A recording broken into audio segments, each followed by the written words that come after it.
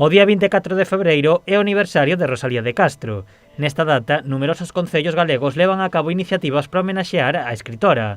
Un deles é o Concello de Cambados, que este ano agasallará as primeiras 24 persoas que merquen un libro en galego nas 4 librarías da vila. Vai a ser pola compra dun libro en galego, vais a agasallar con un libro de Cabanillas e con unha rosa. Unha data especial no mundo do libro galego en referencia a Galicia, entón para nós é moi positiva celebrar esta data.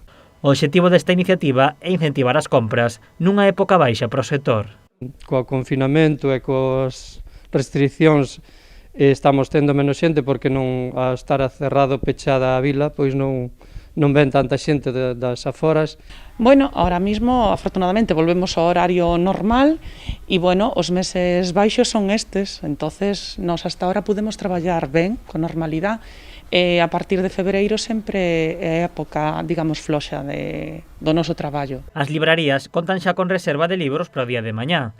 Dende os establecementos sinalan que a iniciativa está sendo un éxito. Pois axuda bastante, porque o que che decía, febreiro é un mes moi floxo, por encima finales de mes, e a verdad que eu estou contenta ca iniciativa porque vin que sí que a xente que lle gustou a idea e que se está movendo. Outros dos beneficios desta iniciativa é fomentar a lectura en galego. Bastante baixa, máis ben o que máis se vende é en relación á venda dos colexios e institutos. É minoritaria comparado co castelán, pero bueno, sobre todo en nenos, eu son máis de librería infantil, non teño prácticamente de adulto, e os nenos si comenzan lendo en galego e hai libros moi bonitos e diferentes que antes non había. Antes en galego había 4, agora hai moitos.